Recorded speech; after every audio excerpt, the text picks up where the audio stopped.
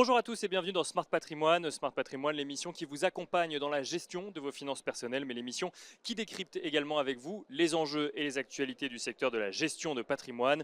Une émission que vous pouvez retrouver tous les jours sur Bismart for Change, sur les réseaux sociaux de Bismart for Change et bien sûr, vous pouvez nous écouter en podcast sur toutes les plateformes de podcast. Cette émission est tournée spécialement aujourd'hui au Grand Forum du Patrimoine. Et alors au sommaire donc de cette émission, on commencera tout d'abord avec patrimoine thématique où nous ferons un focus sur l'assurance vie luxembourgeoise avec Maël Toledano, directeur commercial de Willins. Nous enchaînerons ensuite avec enjeu patrimoine, un enjeu patrimoine consacré au non-coté, au capital investissement. On se demandera si l'on peut avoir des convictions lorsque l'on investit en capital investissement lorsque l'on est un particulier. Nous poserons la question à Julien Potier, directeur général adjoint de Next Stage AM, mais aussi à Guillaume Olivier Doré, Chief Investment Officer chez Tudigo. Et puis enfin, dans l'œil de l'expert, la dernière partie de l'émission, nous nous demanderons quelles sont les opportunités en immobilier en 2025 avec Thaïs Castan, associé chez LEA Finance. On se retrouve tout de suite sur le plateau de Smart Patrimoine.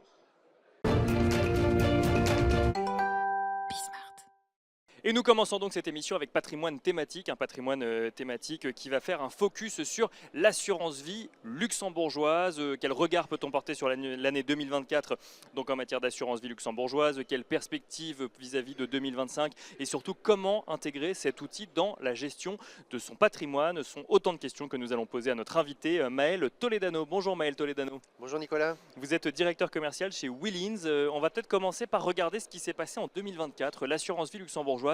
On en a beaucoup entendu parler tout d'un coup, à peu près au moment de la dissolution de l'Assemblée nationale par le président de la République Emmanuel Macron. Et ensuite, on a vu régulièrement les conseillers en gestion de patrimoine nous dire on a des questions sur l'assurance vie luxembourgeoise, peut-être parce que ça permettait effectivement de sortir une partie de ses actifs de France, peut-être en lien avec la souplesse de l'outil de l'assurance vie luxembourgeoise. Comment est-ce que vous, chez Willins, vous avez vécu l'année 2024 ? Alors, on a fait une bonne année 2024, je crois que comme tous les acteurs au Luxembourg. Je pense que l'assurance vie luxembourgeoise, c'est vraiment rentré dans les mœurs aujourd'hui. Il y a quelques années, c'était vraiment en cas de choc, en cas de crise, en cas d'incertitude. D'accord. Aujourd'hui, c'est vraiment rentré dans le patrimoine des Français. Ça veut dire quoi, qu'on est dans une situation de choc, de crise, d'incertitude Non, pas forcément. dans le patrimoine des Français. Donc aujourd'hui, on y recourt plus facilement. C'est assez naturel dans une allocation d'actifs. Les banquiers privés, les conseillers en gestion de patrimoine, les family office proposent régulièrement des contrats d'assurance vie luxembourgeois. D'accord. Pas pour des raisons de peur forcément, mais plutôt pour des raisons de diversification, de sécurité, et vraiment pour aller sur certains types d'actifs qui ne sont pas éligibles en France. Et je dirais que 2024, alors bien évidemment, il y a eu des craintes suite à la dissolution.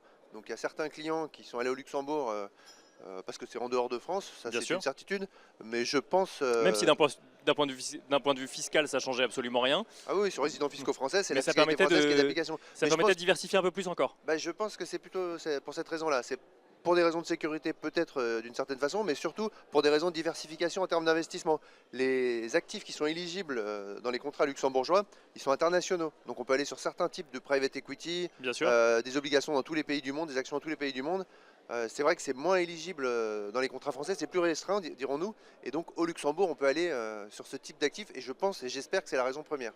On peut y aller seul sur l'assurance vie luxembourgeoise, parce que c'est vrai que quand on décrit le fonctionnement de l'assurance vie luxembourgeoise, on a l'impression qu'on peut tout faire, mais quand on dit tout, ça veut dire qu'il faut avoir des expertises, des convictions quand même sur les investissements qu'on peut réaliser sur une assurance vie luxembourgeoise. On peut y aller seul en tant que particulier ?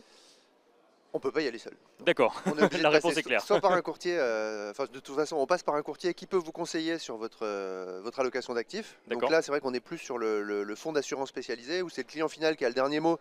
Il peut avoir des convictions le client final et il peut en discuter avec son courtier, il peut imposer ses vues de marché. Ça c'est pour les clients les plus avertis. Bien sûr. Mais plus généralement, et quand même ce qui reste le cœur de métier du contrat luxembourgeois, c'est le fonds interne dédié avec une gestion discrétionnaire. On s'adresse à un gestionnaire financier, donc bancaire ou société de gestion, qui va définir avec vous un profil de gestion, et c'est lui qui va avoir la main en fonction de votre profil d'investisseur pour gérer votre contrat. Donc une très bonne année 2024. Là, on arrive donc, on est en 2025. On arrive presque à la fin du mois de janvier. Est-ce que vous avez des attentes aussi bonnes pour cette année 2025 ? Est-ce que vous vous attendez du coup à un petit creux après la vague de 2024 ? Quelles sont vos convictions pour cette année ? Je suis quelqu'un de profondément optimiste, donc je pense qu'on va faire quand même encore une bonne année. Alors il y a différents facteurs qui plaident pour une bonne année. Déjà aujourd'hui, il y a l'élection de Donald Trump.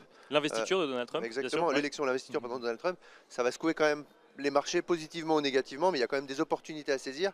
Je pense que le contrat luxembourgeois est vraiment plus adapté qu'un contrat français D'accord, pour, ouais. pour les clients qui veulent aller sur ces marchés-là. Je pense que malheureusement, il va y avoir encore pas mal de bouleversements en 2025, hein. J'espère que la guerre au Proche-Orient, on arrive au bout. J'espère qu'on va trouver une solution pour la guerre entre l'Ukraine et la Russie. Ça a un impact fort sur les marchés. Et donc fatalement, ce qui va se passer en France également, hein, on ne sait pas trop ce qui va se passer. Est-ce que le gouvernement va pouvoir continuer à exercer ou est-ce Bien sûr. qu'il va être censuré? Donc toutes ces incertitudes, bien évidemment, ça plaide pour le Luxembourg et ça plaide notamment aussi pour aller chercher des actifs qui ne sont pas éligibles dans dans Oui, les contrats alors français. c'est ma question pour bien comprendre, parce que vous nous avez cité effectivement un certain nombre d'éléments, enfin d'événements géopolitiques ou politiques en France. On peut s'exposer à ces thématiques, ou en tout cas avoir des convictions vis-à-vis de ces événements sur les marchés actions directement. Pourquoi est-ce que l'assurance vie luxembourgeoise permet, selon vous, d'être le produit le plus adapté pour répondre finalement à ce contexte? Alors c'est plus le contrat d'assurance là qui répond plus D'accord. à cette problématique, notamment pour des raisons d'optimisation en matière successorale et puis pour des raisons de capitalisation où on évite la fiscalité au moment de la plus-value potentielle. D'accord. Ouais. Donc c'est vraiment pour ces raisons-là.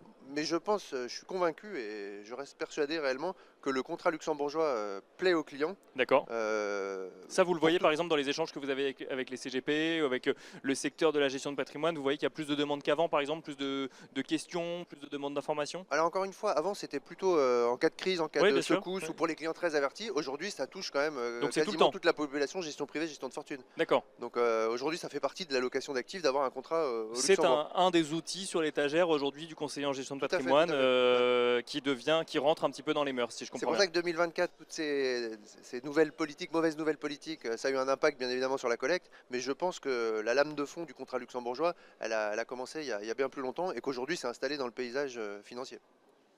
Merci beaucoup Maël Toledano de nous avoir accompagnés dans l'émission Smart Patrimoine, donc tournée au Grand Forum du patrimoine. Je rappelle que vous êtes directeur commercial de Willins. Merci beaucoup. Merci beaucoup. Et quant à nous, on se retrouve tout de suite dans Enjeu Patrimoine.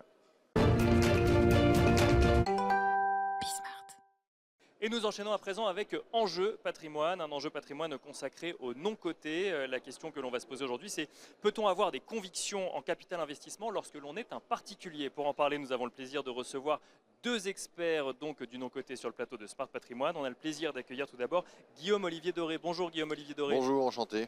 Vous êtes Chief Investment Officer chez Tudigo et à vos côtés, on a le plaisir d'accueillir également Julien Potier. Bonjour Julien Potier. Bonjour Nicolas. Vous êtes directeur général adjoint de Nextstage Asset Management. Alors, la différence entre Tudigo et Nextstage AM, c'est que Tudigo s'adresse essentiellement aux particuliers via une plateforme, là où Nextstage est un fonds de private equity plus classique, si je puis dire. Alors plus classique oui, mais à destination d'une clientèle à la fois institutionnelle, mais aussi d'épargnants particuliers via nos partenaires distributeurs. Même question pour tous les deux, est-ce que vous sentez depuis 2023-2024 cette appétence monter pour le non-coté de la part des investisseurs particuliers? Peut-être Guillaume-Olivier Doré pour commencer. Oui, effectivement, depuis maintenant, même plus que ça, 4-5 ans, le monde du capital investissement a découvert les particuliers, a redécouvert les particuliers. On l'a vu dans cette classe d'actifs est devenue la classe d'actifs dans laquelle on cherche du rendement, parce qu'effectivement, les autres types de placements ne sont pas totalement en termes convenient en termes de rendement. Et de facto, beaucoup des professionnels du capital investissement sont venus à cette classe d'actifs à travers des partenaires ou à travers leurs propres fonds. Et je dirais aussi peut-être, pour compléter ce que tu disais, qu'il y a un réel engouement aussi, un essor de cette classe d'actifs avec un marché qui s'ouvre parce qu'on est vraiment dans du concret, c'est un peu la force de notre métier. On travaille finalement une matière vivante puisqu'on accompagne en fait des PME, des ETI partout en France ou en Europe. Et donc, je pense que l'épargnant, en fait, évidemment, il est sur une logique d'épargne productive avec une performance, mais évidemment, du sens dans ses investissements, évidemment une quête de sens. Et aujourd'hui, on a la chance, notamment en France, d'avoir un tissu particulièrement foisonnant de PME et de TI qui ne cherchent finalement qu'à innover. Et en fait, on est là aussi pour les accompagner dans cette prochaine étape. Et avec un secteur, Guillaume-Olivier Doré, on le voit régulièrement avec France Invest, qui accueille les particuliers, qui est content de voir aussi leur épargne se flécher de plus en plus vers... Exactement, le capital investissement accueille les particuliers avec bras ouverts depuis maintenant effectivement 4-5 ans. Avec la classe d'actifs est extrêmement vaste, hein. C'est-à-dire que ça va effectivement des startups, parce que c'est aussi ça qui a démocratisé un peu l'investissement de nos côtés, c'est des startups au départ. Mais on n'investit pas que dans des startups quand on fait du capital investissement. investissement. Évidemment, entreprises de croissance, PME, ETI. Donc maintenant la classe d'actifs est ouverte à toutes les classes d'actifs sont ouvertes aux particuliers, à travers des plateformes comme Tudigo, mais enfin, à travers des fonds d'investissement comme nous, comme nos deux partenaires en ont aussi, ou à travers des gens qui font des groupements de structures. On a aujourd'hui une classe d'actifs qui est complètement ouverte aux particuliers, avec des fonds qui sont devenus des fonds maintenant agréés par l'AMF, et l'AMF a accepté que les particuliers aillent de plus en plus sur ces projets. Donc en plus, c'est contrôlé et organisé à travers l'autorité des marchés financiers. Quand on fait du capital investissement, maintenant, le particulier fait partie de l'équation, Julien Potier? Évidemment, et on salue évidemment toutes les évolutions réglementaires avec la loi PAC dès 2019 et maintenant la loi Industrie verte qui a été annoncée fin 2024. Ouais. Donc ça va dans le bon sens. Nous, effectivement, chez NextEdge, ça fait une dizaine d'années en fait, qu'on travaille pour essayer justement d'intégrer cette classe d'actifs dans l'assurance vie, dans le plan épargne retraite. Donc oui, un grand oui. Aujourd'hui, c'est plus ou moins chose faite quand même sur ces sujets-là. Donc ça montre qu'il y a de l'évolution réglementaire, on en parle de plus en plus, il y a cette volonté du secteur aussi, du secteur de la gestion de patrimoine. Est-ce que pour autant, quand on est particulier et qu'on va sur cette classe d'actifs qui était avant une classe d'actifs destinée aux professionnels, on a la possibilité d'avoir des convictions d'investissement, ou je poserais même ma question un peu différemment pour les deux professionnels que vous êtes. Est-ce que c'est une bonne idée quand on est un particulier d'avoir des convictions d'investissement sur le private equity, ou est-ce qu'il faut laisser ça finalement aux professionnels du secteur? Guillaume-Olivier Doré, je crois que vous avez relevé le micro. Effectivement, on a des particuliers qui ont des convictions, c'est une certitude. Beaucoup d'engouement sur des typologies d'entreprises. Et souvent, ce sont des convictions qui sont liées à des convictions personnelles. Les gens répercutent naturellement leurs propres convictions personnelles à travers leurs investissements. Nous, ce qu'on dit souvent chez Tudigo, c'est qu'il faut en plus de cela diversifier. D'accord. C'est-à-dire, c'est pas parce qu'on adore les startups qu'il faut être complètement ennemi de ses propres intérêts et pas aller chercher de la performance obligataire avec des fonds obligataires, avec des ETI, des PME ou des fonds eux-mêmes. Donc il faut absolument diversifier son allocation parce qu'on est dans un risque-rendement qui n'est jamais complètement le même en fonction de la classe d'actifs dans laquelle on investit. Ouais. Des convictions trop fortes, finalement, ça peut se mettre en risque. Exactement. Et on se met en risque sans s'en rendre compte, parce qu'effectivement, on a ce syndrome-là. Donc, alors qu'effectivement, certains Warren Buffett disaient qu'il faut investir dans ce qu'on connaît. Bien sûr. Il y a une différence entre connaître les choses et y appliquer ses propres convictions. En fait, je dirais que ça demande aussi énormément de pédagogie. De la pédagogie de notre part, nous, en tant qu'investisseurs, vis-à-vis de nos clients. C'est pour ça que par exemple chez nous on a la même qualité en fait d'information et de reporting pour l'ensemble de nos clients. D'accord. Il faut du concret et il faut expliquer aussi en quoi consiste notre métier et la création de valeur qu'on apporte puisque c'est un métier d'expérience. Quand vous dites à l'ensemble de nos clients, c'est-à-dire que l'investisseur averti comme le particulier un peu moins averti? Nous, chez NextEdge, on travaille évidemment avec des investisseurs institutionnels, mais aussi avec toute une myriade de partenaires que je salue, qui distribuent nos véhicules. Et en fait, on les accompagne aussi en animation commerciale pour aller voir aussi les conseillers et les clients finaux et leur expliquer aussi les différentes catégories au sein du capital investissement. Nous, chez NextEdge, on fait du capital développement. Donc c'est vraiment la phase finalement d'accélération très forte et de changement d'étape d'une PME. Et donc cette pédagogie, elle est juste clé. Et oui, je dirais que rien que ça, c'est pas forcément évident à comprendre pour un particulier, de comprendre pourquoi est-ce que c'est intéressant de se positionner sur ce moment précis de l'entreprise et pas les startups dont on parlait avant, ou alors l'ETI qui sera peut-être moins risqué potentiellement. Oui, et surtout parce qu'il faut quand même rappeler qu'on est sur un investissement qui est à une relative illiquidité, qui a un horizon de placement qui est plutôt long terme, et que même si évidemment les statistiques, notamment de France Invest, montrent que c'est une catégorie qui surperforme les autres classes d'actifs, la performance n'est jamais sécurisée en fait. Bien sûr, donc, oui, bien sûr. C'est pour ça que la pédagogie est vraiment clé, notamment vis-à-vis des épargnants particuliers, sur cette classe d'actifs. Guillaume-Olivier Doré, quand on parle de private equity de non-coté ou de capital investissement à des particuliers, on entend souvent surperformance par rapport à d'autres classes d'actifs, effectivement. Alors on regarde aussi la performance au global du secteur, pas forcément ce qui est adressé aux particuliers, mais aussi illiquidité. C'est bien deux choses, enfin c'est surtout le deuxième point qu'il faut avoir en tête lorsqu'on investit dans une entreprise. C'est du temps long et il faut accepter le temps de développement de l'entreprise. Oui, il faut accepter le temps de développement d'entreprise et surtout le temps de la création de valeur. Au-delà même de l'entreprise elle-même qui se développe, il faut que ça se matérialise dans les chiffres et dans la création de valeur pour l'investisseur. Donc il est extrêmement important effectivement d'avoir ce travail pédagogique en expliquant que ce sont des cycles longs. Aujourd'hui, pour être très clair, investir dans une start-up, c'est rester au capital entre 7 et 10 ans. D'accord, 7 et 10 ans pour générer de la plus-value. bien sûr. Et l'adage dit qu'un arbre qui tombe fait plus de bruit qu'une forêt qui pousse. Malheureusement, les arbres tombent avant que la forêt pousse. Donc on a quand même ce cycle assez long avec des premiers échecs qui arrivent assez vite dans un portefeuille. À l'inverse, cette proportion change lorsque la maturité des entreprises devient de plus en plus élevée, mais la création de valeur est moins rapide, avec des cycles plus courts. Donc il faut absolument mixer ces plusieurs types de stratégies. Et aujourd'hui, de plus en plus, en tout cas nous chez Tudigo, on a de plus en plus de choses qui se ressemblent plus à des PME de croissance. Des entreprises qui sont déjà installées, qui sont pignon sur rue, qui sont déjà rentables et qui ne dépendent pas du coup de l'investissement qui va être fait dedans, mais qui va leur permettre d'accélérer. Donc c'est effectivement du capital croissance. Non, mais peut-être en donnant des exemples concrets, vous avez accueilli tout à l'heure nos amis de chez Irbis Finance, qui est une société dans laquelle qu'on accompagne depuis de longues années et qui est devenue aujourd'hui effectivement le premier distributeur de produits de solutions d'investissement pour l'assurance vie et le PER. Et ben, typiquement, ce sont des sociétés qui, si au bout de 5 ans, on avait entre guillemets coupé l'arbre, pour utiliser la métaphore, n'aurait jamais pu en fait se développer de façon aussi remarquable. Et je pense qu'en fait, nous, c'est la conviction supplémentaire qu'on a chez NextEdge, c'est que la durée, créer de la création de la durée, permet en fait une vraie surperformance. Pour tenir dans la durée, il faut avoir des convictions. Et alors là, on ne va pas parler des convictions des particuliers, mais des convictions des professionnels du secteur. Ça veut dire qu'on essaie de se projeter à 10 ans, à 15 ans potentiellement, d'essayer de comprendre ce que sera l'économie à ce moment-là. Est-ce qu'il y a des secteurs, des activités particulières qui, selon vous, sont celles sur lesquelles il faut aller aujourd'hui pour accompagner l'économie de demain? Guillaume-Olivier Doré, peut-être pour commencer, ensuite Julien Potier. Alors les secteurs porteurs sont évidemment les secteurs de la santé, tout ce qui touche à la santé.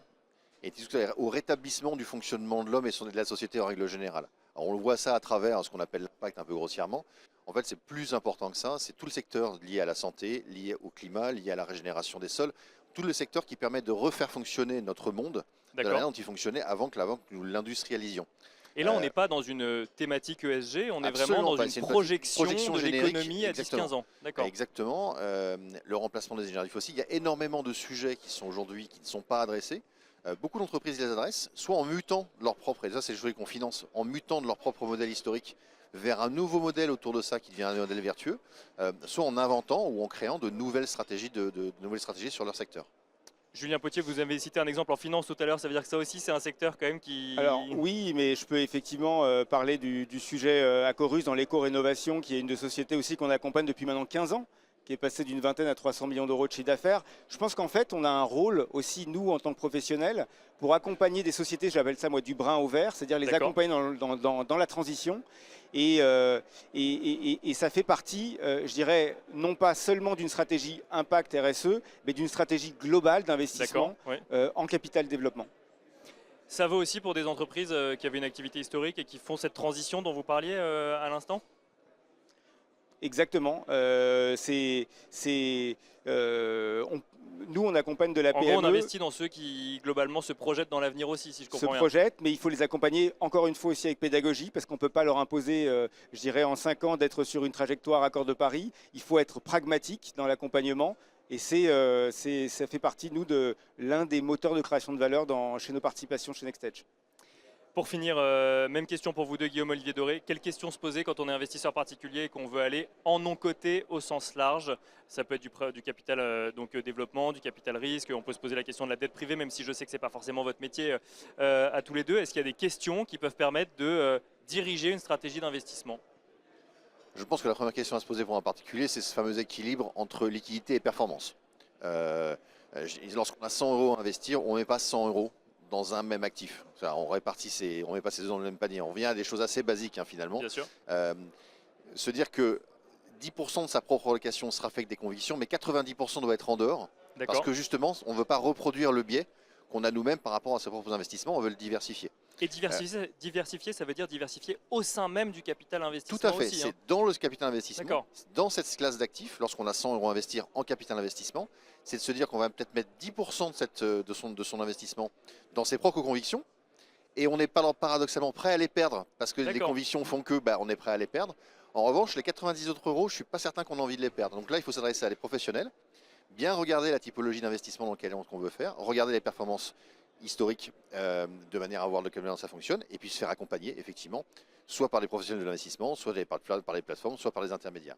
Julien Potier, parce qu'il faut bien avoir en tête que globalement, il y a différentes typologies d'investissement au sein du capital d'investissement, plus risqué, moins risqué, plus performant, moins performant, plus liquide, moins liquide aussi, ou ça par contre, non, l'illiquidité, ça reste Alors plus le maître liquide, mot. moins liquide, nous typiquement, encore il y a quelques années, il n'y avait que des fonds fermés. Maintenant, on est sur des fonds evergreen avec une capacité pour un épargnant de pouvoir rentrer en unité de compte dans un contrat d'assurance vie ou via un contrat d'épargne retraite à tout moment. Nous, typiquement, chez NextEdge, on a une dizaine d'assureurs avec lesquels on a un partenariat via notre unité de compte NextEdge Croissance qui permet à un épargnant de pouvoir bénéficier en fait d'une capacité de rentrer à tout moment en secondaire en unité de compte. Donc il y a toujours une illiquidité plus forte que dans d'autres classes d'actifs, Bien sûr. mais il faut relativiser aussi.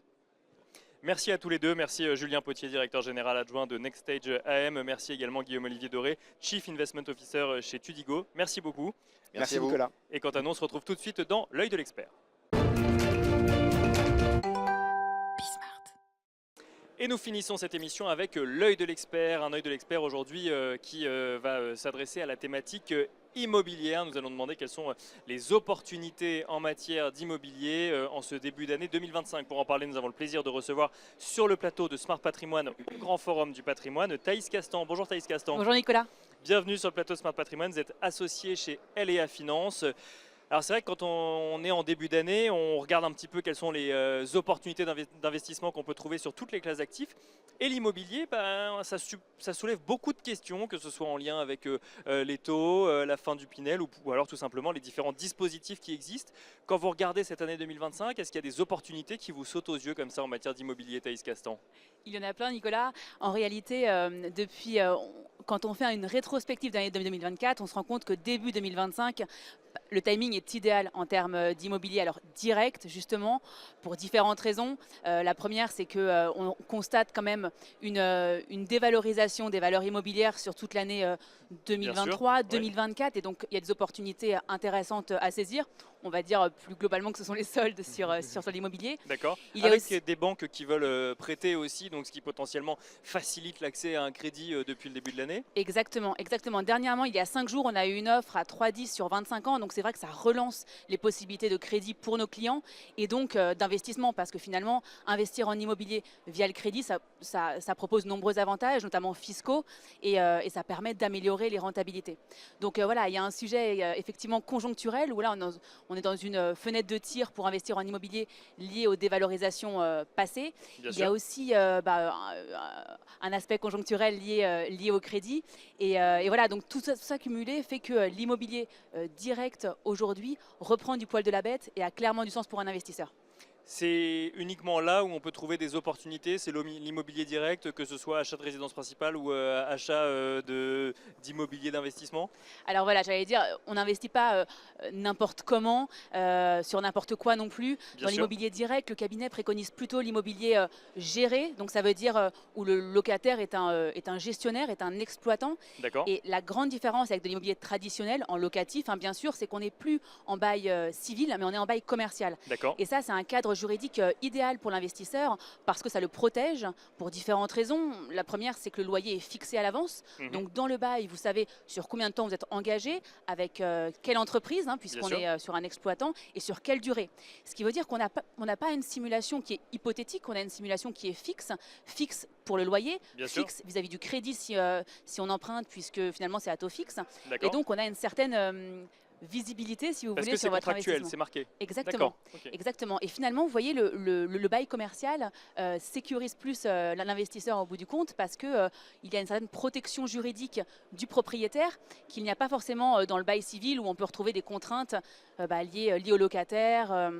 Mais et alors, autres. vous nous avez parlé d'immobilier géré. Oui. Ça veut dire que, en plus, ce que vous préconisez, c'est de passer par des sociétés qui ensuite font ce type d'investissement donc commerciaux. Exactement, exactement. Et c'est le bon point parce que la sélection forcément de l'exploitant, du locataire est un point central Bien sûr. dans cet investissement.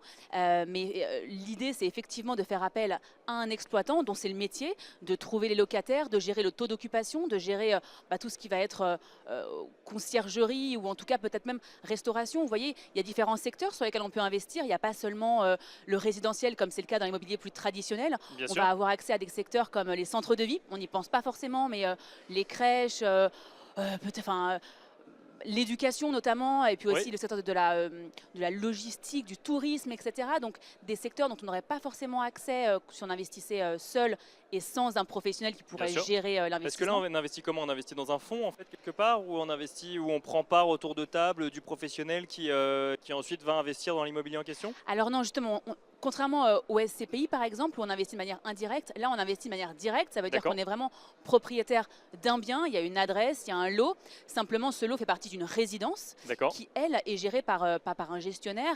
Alors en fonction des secteurs, il y en a des plus ou moins connus, par exemple dans les étudiants, pour ne pas les citer, il y a Sergic, mais aussi dans le tourisme, on va avoir Bellambra, Pierre et Vacances, et en fait eux sont des professionnels qui savent comment gérer le taux d'occupation en fonction de la saison, en fonction de la fréquentation, en fonction de la localisation aussi. D'accord. Parce qu'il y a un sujet, c'est que vous pouvez me dire, bah voilà, c'est vrai qu'on a appris aussi de nos erreurs sur les secteurs qui sont uniquement sur un seul secteur d'activité, comme uniquement les résidences étudiantes. Est-ce qu'il n'y a pas un problème parfois de taux d'occupation ou de Bien sûr. gestion? Oui, Et complètement. ben, aujourd'hui, on fait appel à des résidences, on dit plurielles, ça veut dire très diversifiées. Une seule résidence peut accueillir des étudiants, du tourisme, parce que D'accord. logés en centre-ville, et potentiellement, pourquoi pas, des espaces de coworking ou autre. Résidence senior, ça rentre aussi dedans, ou c'est un mécanisme différent? Tout à fait. Alors, résidence senior, c'est un investissement différent des EHPAD, par exemple. Bien sûr. Ne pas confondre les deux. Mais oui, les résidences seniors, on le voit en poupe parce qu'au vu de la démographie actuelle, il y a de plus en plus de seniors et il faut les loger. Et donc, clairement, ça a du sens. Après, voilà, le secret en immobilier, ça va être l'emplacement, hein, c'est certain. Bien Les sûr. seniors, ils veulent pas être délocalisés, ils veulent encore aller au cinéma, au Ils restaurant. veulent être avec les étudiants, finalement. Pourquoi pas? Pourquoi pas? Est-ce que c'est, on parle beaucoup de LMNP quand on parle de résidence étudiante ou résidence senior, ça rentre dans ce dispositif-là, même si on parle de baux commerciaux gérés par des professionnels? Absolument, absolument. En D'accord, fait, il y a le ok. cadre du LMNP qui est plutôt un cadre fiscal finalement, parce qu'on doit donc globalement loger le bien pour que voilà, le locataire puisse dormir, manger et se laver, mais c'est surtout un cadre fiscal optimal parce que grâce à un amortissement qui est généré, on réduit son bénéfice foncier à zéro, ce qui neutralise la fiscalité sur plusieurs années. Bien sûr. Donc forcément, ça a un impact positif sur la simulation et sur l'investissement de la personne qui souhaite investir.